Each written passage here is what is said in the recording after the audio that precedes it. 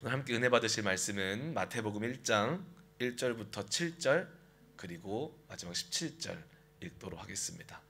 다 읽어야 되는 시간 관계상 1절부터 7절 그리고 17절만 읽도록 하겠습니다. 함께 합독해 올리도록 하시겠습니다. 아브라함과 다윗의 자손 예수 그리스도의 계보라. 아브라함이 이삭을 낳고 이삭은 야곱을 낳고 야곱은 유다와 그의 형제들을 낳고 유다는 다말에게서 베레스와 세라를 낳고 베레스는 헤스론을 낳고 헤스론은 람을 낳고 람은 아비나답을 낳고 아미나답은 나손을 낳고 나손은 살몬을 낳고 살몬은 라합에게서 보아스를 낳고 보아스는 루색에서 오벳을 낳고 오벳은 이새를 낳고 이새는 다윗 왕을 낳으니라. 다윗은 우리아의 아내에게서 솔로몬을 낳고 솔로몬은 르호보암을 낳고 르호보암은 아비야를 낳고 아비야는 아사를 낳고 17절 그런즉 모든 대수가 아브라함부터 다윗까지 14대요 다윗부터 바벨론으로 사로잡혀 갈 때까지 14대요 바벨론으로 사로잡혀 간 후부터 그리스도까지 14대더라. 아멘. 오늘은 함께 족보의 의미라는 제목으로 함께 은혜를 나누도록 하겠습니다. 지난 시간까지 구약 속의 그리스도 시리즈로 구약 속에서 계속해서 우리들에게 상징적으로 보여지셨던 예표되셨던 예수님을 발견했습니다. 사실 그 이후에도 아직 많은 곳에서 메시아로 오실 예수님을 상징하는 이야기들이 많이 있습니다. 그 이야기들은 이제는 나중에 기회가 될 때 하나씩 살펴보기를 원하고요. 앞으로는 마태복음을 통해서 은혜를 받도록 하겠습니다. 마태복음의 가장 중요한 신학적 주제가 하나가 있다면 바로 기독론일 것입니다. 예수님은 누구신가에 관한 내용입니다. 구약 속에서 예언된 예수 그리스도가 어떤 분이시며 어떻게 그 예언이 성취되었고 어떤 일을 하시고 또 무엇을 이루셨는지 그리고 무엇을 또 앞으로 이루실 것인지를 다루고 있습니다. 그러므로 우리는 계속해서 우리의 주인 되신 예수 그리스도를 이제는 마태복음을 통해서 더 가까이 만나고 이해하고 알아가게 될 줄 믿습니다. 이번 주와 다음 주는 마태복음의 전반적인 이해를 돕기 위한 개관 형식으로 마태복음의 전반적인 특징을 살펴보도록 하겠습니다. 우리가 어떤 책을 접할 때에 가장 먼저 보게 되는 것이 무엇입니까? 바로 저자를 소개하는 그 저자 소개란과 또한 서문일 것입니다. 소개된 저자의 내용을 통해서 우리가 알 수 있는 것이 있다면 책에 담겨져 있는 그 저자의 가치관과 또 방향성을 알 수 있고 이 저자가 처한 상황과 문화적 또는 시대적 배경을 이해할 수 있게 됩니다. 그리고 이를 통해서 저자가 이 책의 내용을 통해서 말하는 내용이 그 당시 그 저자가 속해 있고 바라보던 그 시대적 문맥 속에서 어떤 의미를 우리들에게 전달하고 있는지 바르게 이해할 수 있게 됩니다. 그렇다면 서문을 통해서 우리가 알 수 있는 것은 무엇일까요?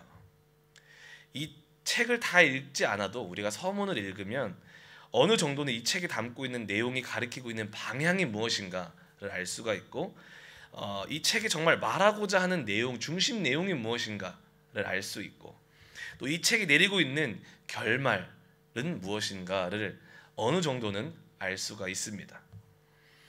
오늘 이 두 가지를 간단하게 살펴봄으로써 이 마태복음이라는 책이 누구에게 쓰여졌고 집중하고 있는 내용은 무엇이며 우리들에게 어떤 의미가 있는지를 살펴보기를 원합니다.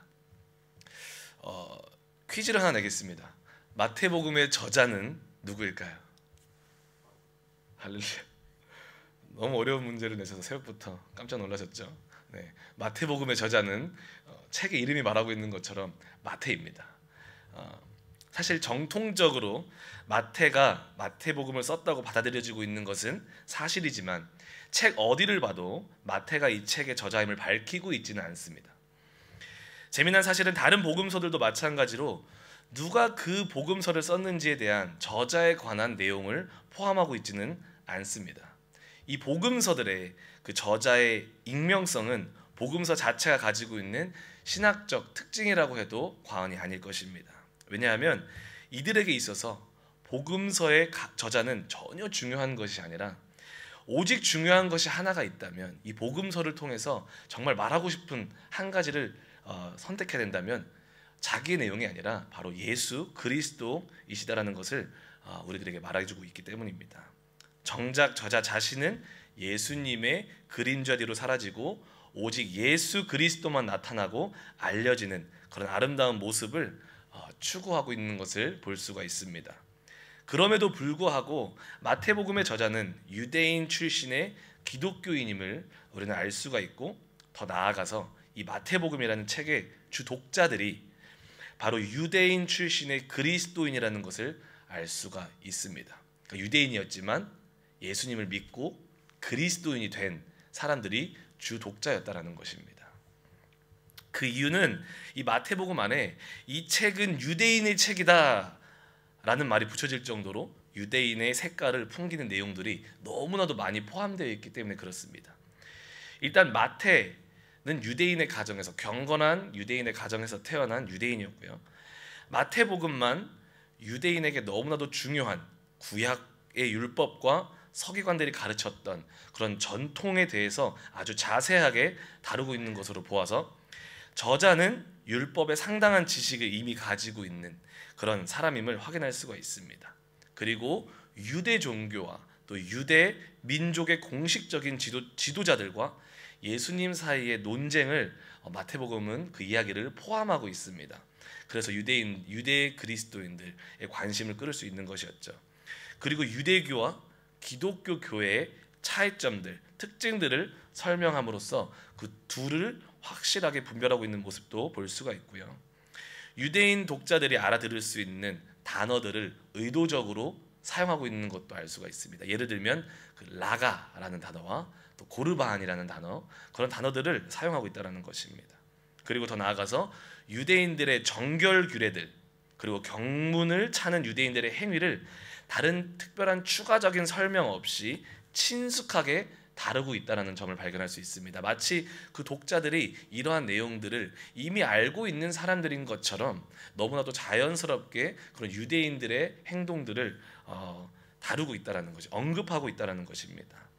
더 나아가서 마태는 예수님의 족보를 아브라함으로부터 시작합니다. 마가는 다르게 아담으로부터 시작을 하죠. 그리고 또한 다윗의 자손임을 부각시켜서 언급합니다. 유대인의 뿌리라는 것을 강조하고 있는 것이죠. 마가복음과 누가복음에서는 하나님이라는 단어를 사용하지만 마태복음에서는 하나님이라는 단어를 쓰지 않고 하늘이라는 단어를 사용합니다. 왜냐하면 유대인들은 거룩하신 하나님의 이름을 결코 사용하지 않았기 때문에 그렇습니다. 그래서 하나님 나라 대신에 하늘나라라고 표현을 하고 있는 것이 마태복음에서 찾을 수 있는 표현입니다. 그리고 이러한 이유가 마태복음이 마가복음보다 더 늦게 기록되었음에도 불구하고 신약 성경의 가장 앞에 배치된 이유이기도 합니다.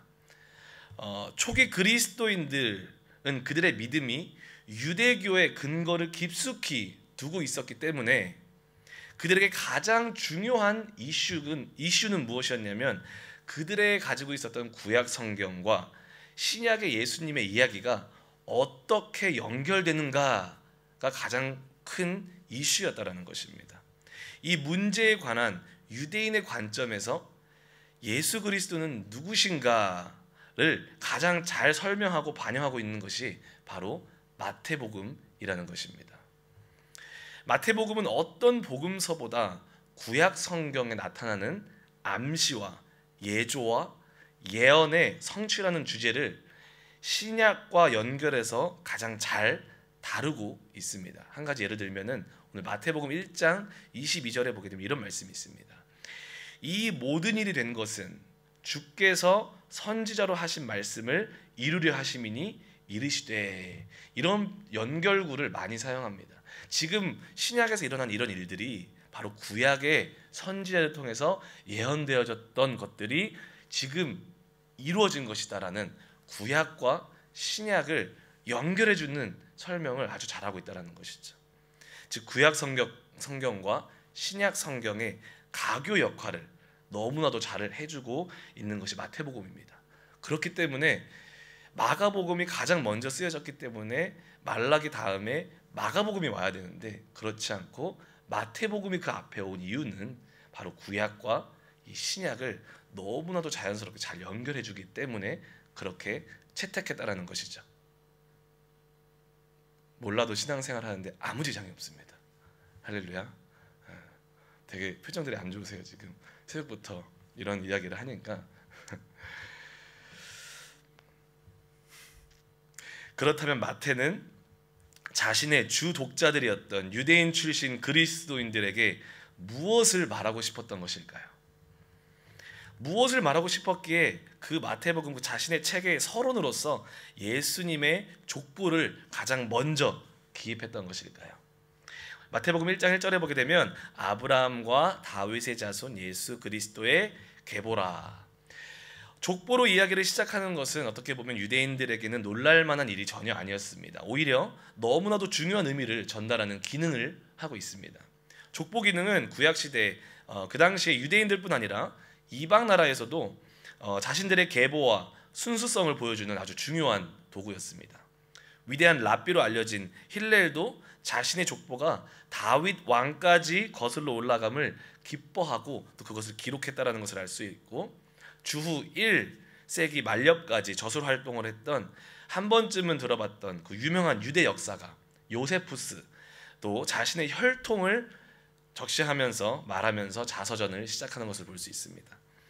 헤롯 대왕은 누구도 자신보다 더 높은 혈통적 순수성을 내세우지 못하게 하기 위해서 다른 족보들을 다 파괴해버리라고 명령까지 합니다. 유대 민족도 마찬가지입니다. 바벨론 포로에서 돌아온 이후에 유대인의 순수한 혈통을 보존하기 위해서 족보를 귀하게 여기고 이방 민족과 섞이지 못하게 하는 것을 우리는 알 수가 있습니다. 결국 예수 그리스도의 족보 안에, 이 족보를 우리에게 제시하고 그 족보 안에 아브라함과 다윗을 함께 넣어서 나열하고 있는 이유는 하나님이 그분의 백성들을 위해서 신실하게 일해오시던 그 구원 역사 흐름 중심에 그들의 역사적 계보 안에 나사렛 예수를 배치하기 위함인 것을 우리는 알 수가 있습니다. 그 구원 역사 중심에, 자신들의 역사 중심에 예수 그리스도를 배치시키는 의도와 목적이 담겨 있는 것입니다. 또한 마태는 이 족보를 통해서 아주 특별한 신학적 의미를 독자들에게 전달하고자 합니다.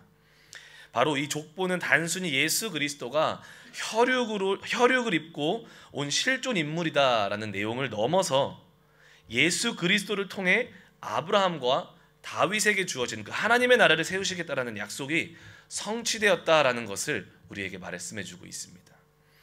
예수님의 족보 배열을 잘 보게 되면 아무렇게나 짜여진 것이 아니라 매우 선택적이고 매우 의도적인 것을 알 수가 있어요.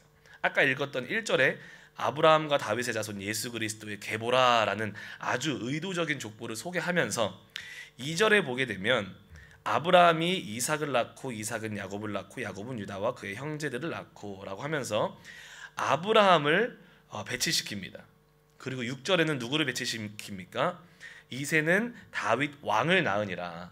다윗을 배치시키고 있고 16절에는 누구를 배치시킵니까? 야곱은 마리아의 남편 요셉을 낳았으니 마리아에게서 그리스도라 칭하는 예수가 나시니라. 바로 이 아브라함과 다윗 그리고 예수라는 새 이름이 두드러지게 나타나 보여지도록 그 족보 안에 배치를 의도적으로 배치하고 있다는 것입니다. 아브라함과 다윗이 중요한 이유가 무엇일까요? 바로 하나님이 이 둘에게 아주 특별한 약속을 하셨기 때문입니다.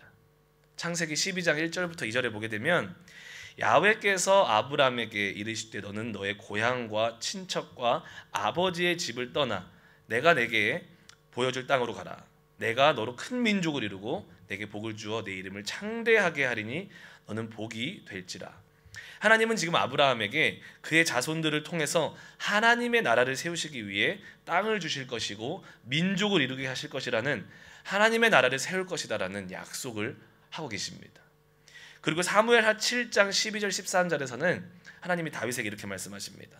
내 수완이 차서 내 조상들과 함께 누울 때 내가 내 몸에서 날 내 씨를 내 뒤에 세워 그의 나라를 견고하게 하리라. 그는 내 이름을 위하여 집을 건축할 것이요 나는 그의 나라 왕위를 영원히 견고하게 하리라 라고 말씀하십니다. 하나님은 다윗에게 난 씨를 통해서 하나님의 나라를 세워낼 것이다 라는 약속을 또한 하고 있습니다. 예수님 족보의 이 의도적인 배열은 단순히 예수 한 사람이 유대인이 우러러보는 아브라함과 다윗의 자손인 훌륭한 인물이다라는 것을 말하려고 하는 것이 아니라 그 이상의 목적을 담고 있다라는 것을 우리들에게 말씀해 주고 있는 것입니다. 보통 훌륭한 사람의 족보에는 자랑스러운 사람들의 이름만 넣지 않습니까? 그러니까 좀 하자가 있는 사람들은 이렇게 빼잖아요. 저희 할아버지께서 제가 어렸을 때 말을 많이 안 들었을 때 이런 말을 종종 하곤 하셨습니다. 너 자꾸 이렇게 말 안 들으면 족보에서 제명시켜 버리신다. 웃으시는 분들은 한 번씩 그 말을 다 들어보셨던 분들인 것 같습니다. 그런 말을 종종 하셨어요. 할아버지께서 족보에서 빼버린다고. 어릴 때는 그 말이 무슨 말인지 몰랐는데 이게 큰 의미가 있는지 몰랐습니다. 윤 씨가 아니게 될 뻔했습니다. 제가. 그러나 예수님의 족보는 위대한 사람뿐만 아니라 4명의 이방 여인까지도 포함하고 있는 것을 볼 수가 있습니다.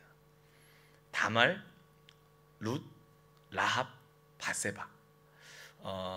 이들은 이방 여인인 뿐만 아니라 출처를 알지 못하는 여인이고 또 창녀, 근친상간의 죄를 범하고 순결을 잃어버린 연약함을 가지고 있는 아주 하자가 많은 여인들이었습니다. 이방 여인들이었습니다. 그들뿐 아니라 아브라함 자체도 보게 되면은 실패한 흔적들이 많이 있고 다윗도 죄 가운데 실패한 흔적들이 성경에는 기록되어져 있습니다. 그러한 사람들을 자신의 족보에 의도적으로 기입하고 있다는 것이죠. 이러한 사실은 결국 예수님의 족보는 단순히 예수님의 혈육을 증명하는 것이 아니라 인간의 불순종과 불완전함 가운데에서도 하나님의 아브라함과 다윗에게 약속하신 그 하나님의 나라를 세우실 것이다라는 그 약속을 하나님의 일관된 사랑과 또 하나님의 성실하심으로 하나님이 이뤄내시겠다라는 것을 우리들에게 보여주고 있는 것입니다. 그리고 마태는 이 족보를 통해서 오늘 그 아브라함과 다윗의 약속이 십자가에서 죽으시고 부활하신 예수 그리스도를 통해서 성취되었다라는 것을 강력하게 독자들에게 선포하고 있는 것입니다. 그리고 마태는 이 위대한 사실을 당시 글을 읽을 줄 아는 사람이 거의 없고 책을 소유한 사람 더더욱 없던 시대 독자들에게 효과적으로 전달하고 암기할 수 있도록 아주 예술적이고 세심한 배려가 담긴 그런 기능을 사용합니다. 바로 게마트리아라는 기능을 사용하는데요. 그것은 무슨 말이냐면 옛 이스라엘의 전통적 수비학으로서 히브리 문자 스펠링을 넘버로 바꿔가지고 표현하는 기술입니다. 마태복음 1장 17절에 보게 되면 그런즉 모든 대수가 아브라함으로부터 다윗까지 14대요 다윗으로부터 바벨론으로 사로잡혀갈 때까지 14대요 바벨론으로 사로잡혀간 후 그리스도까지 14대더라. 오늘 17절에는 아브라함부터 다윗까지 14대, 다윗부터 바벨론 포로까지 14대, 포로 후부터 그리스도까지 14대로 끊어서 사용합니다. 왜 굳이 14대를 이렇게 끊어서 사용했을까? 한 번쯤은 성경을 읽으시면서 생각해 보셨을 것 같아요. 그죠? 그 이유는 히브리어에서 다윗의 이름을 게마트리아 방식 숫자로 변형하게 되면 14가 나옵니다. 14대로 끊는 것은 결국 독자들로 하여금 이스라엘의 왕 다윗을 기억나게 하기 위함이었다는 것을 알 수 있는 것이죠. 바로 다윗의 자손을 통해 약속된 메시아가 와서 다시 온전한 하나님의 나라를 회복하실 것이라는 그런 소망을 품게 하기 위해서 마태는 이것을 사용하고 있다는 것입니다. 아브라함으로부터 다윗까지 14대는 이스라엘의 희망과 발전을 대표하는 최고점인 것을 설명을 하고 또 다윗으로부터 바벨론 포로까지는 이스라엘의 절망적인 운명과 또 좌절된 희망 그리고 그들의 왕위 계열의 종결을 대표하는 최하점인 것을 또 설명하고요. 또 다시 바벨론 포로에서부터 예수님까지의 그 14대는 이스라엘의 그런 절망적인 운명과 좌절된 희망 가운데에서도 오직 이스라엘의 참된 이스라엘 왕 다윗의 자손 메시아 예수 그리스도를 통해서 그 나라를 회복시키시고 영원한 하나님의 나라가 예수 그리스도를 통해 성취될 것이라는 확실한 미래적 소망을 이 족보를 통해서 우리들에게 선포하고 있다라는 것입니다.